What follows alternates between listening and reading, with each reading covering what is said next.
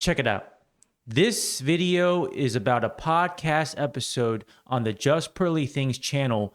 Most notably, this episode featured the YouTuber and streamer Destiny. Now, for those who watched the episode, it was a total beatdown. Destiny really destroyed Just Pearly Things from a debate perspective, from a verbal argument perspective. It was like skewering the opponent rotisserie style. And I'm talking about the ones in Costco, not at your local grocery store. Like, the beatdown Destiny gave to Just Pearly Things from an argument perspective was so bad, it was like the Jorge Masvidal knee to Ben Askren. It was like the Mike Tyson early fights where you knew Mike Tyson in a 20-second, 10-second time was going to give a total beatdown, KO. It's like that show you may have watched a couple of years ago. I believe it was called Bully Beatdown, where you have an MMA fighter fighting a bully in a cage. So obviously the MMA fighter is going to win. In this case, Destiny was that MMA fighter. The cage was the Just Pearly Things show. And who was the bully or the non-MMA fighter? Just Pearly Things. So of course, the beatdown from a verbal perspective was going to be severe. And when I mention the word bully, I'm not talking about bully like the video game. I'm really referencing maybe a meme you may have seen a couple of years back, I believe, with somebody named Loopy, who is a New York Knicks basketball fan, where he was saying, bully, bully, bully. But in this case, the bully was getting the beat down, right? Just Pearly Thing, as the show of her show, she may try to have a dictation of, all right, which guest to kick out because it's my show. But this time, Destiny brought the fire to you. So where somebody who felt they may have been in control, you're now in the reverse position, right? From Just Pearly Things, I think we're going to see something more like Just Destroyed Things. Like, even the person who usually protects Just Pearly Things, Aunt Jenny, knew that when Destiny was turning up the heat, she left in the later parts of the show, right? You see here in the beginning of the timestamp, she's here doing her thing, doing her debates, really going in with the attacks. And then later at the end of the show, right? Notice how she was behind the person with the red shirt. Guy with red shirt, you don't see anyone behind him. You know why? Because Aunt Jenny left. She knew that she didn't want smoke with Destiny, the person in the blue hair. Because it's like, let's say in the animal kingdom, right? In my opinion, Aunt Jenny is like a jackal. Yes, they yap around. Yes, they go tell people saying, hey, I'm the jackal around here. You cannot come around me. But Destiny, he's the lion. When lions come through, the jackals disperse. So even Aunt Jenny knew her limitations, saying, you know what? I can't fight a lion. My best move is to retreat. And that's the thing. It's like that artist. I might have get this artist name wrong. Nardo Wick. You don't want that smoke. So because Destiny was about his business, he came prepared.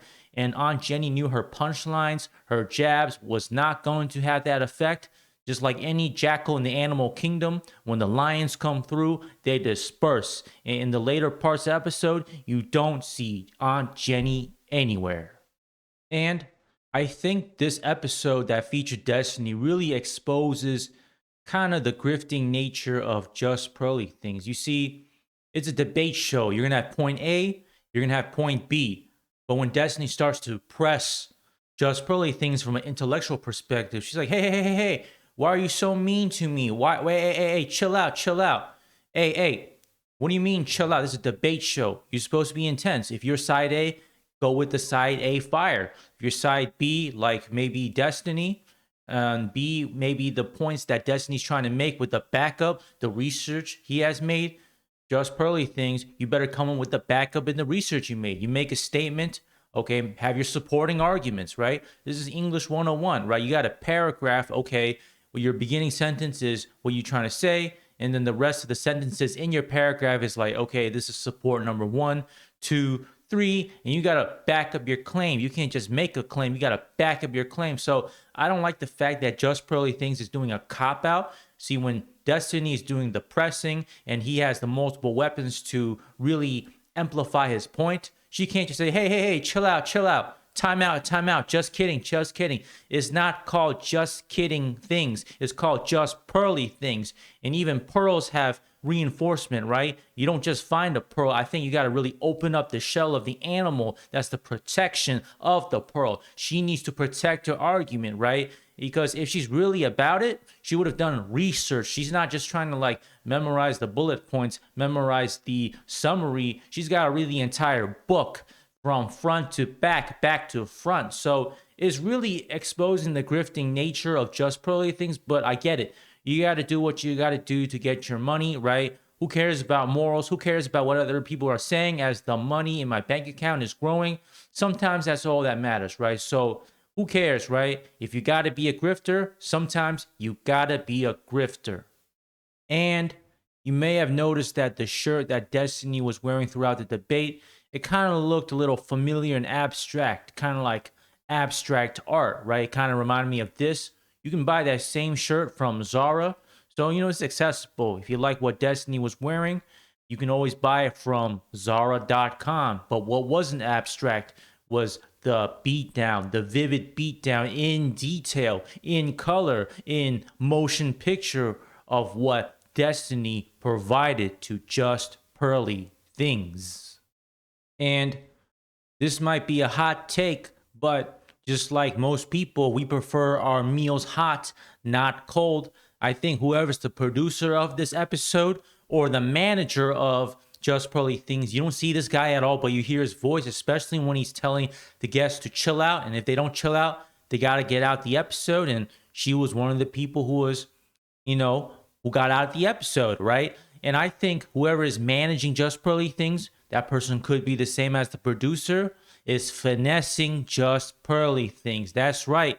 The manager of Just Pearly Things, I got a suspicion that he may be pocketing a little bit of extra money, taking a larger percentage. What Just Pearly Things is making, what he tells her, maybe not the entire picture.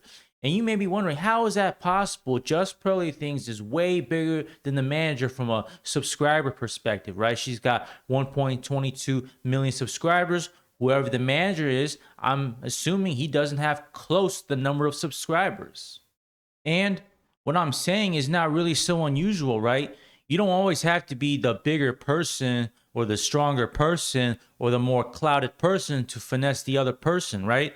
Let's say, bring an example of somebody else. Don King. Everybody knew that, especially during the prime time, the heyday of Mike Tyson, the feared boxer's career, Don King, who was Mike Tyson's manager, was finessing Mike Tyson, pocketing more money than he should have, underreporting Mike Tyson's payouts, right? So Mike Tyson thought he only made $1 million. He really made $2 million. So what happened to the missing $1 million?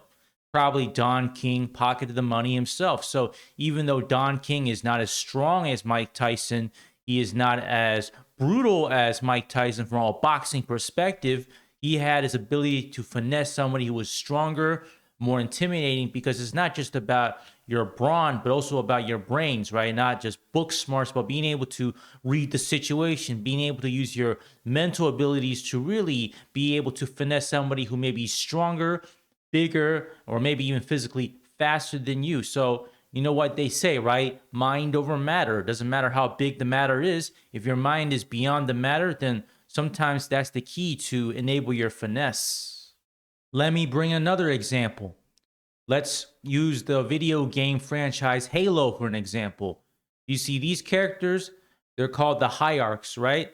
So the thing about the Hierarchs is they're part of a group of aliens, and they all listen to the Hierarchs, even though the other groups of aliens, for example, these are the Brutes, they listen to the Hierarchs. Even though the Hierarchs are far weaker than this alien species, they're definitely not as brutal in terms of a physical perspective, not as fast, yet these alien species, at least initially, listen to them, right? When you first see the alien species together as a unit in the Halo series, you know why?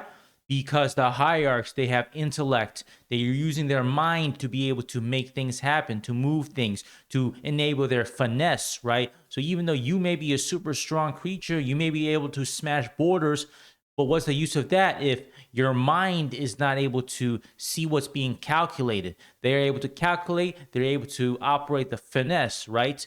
In order to operate finesse, whether in real life or in a fictional case like this video game, Halo, you got to have your mind intact. You got to have your mind aware in order to enable the finesse. So you don't got to be the strongest. You don't got to be the baddest.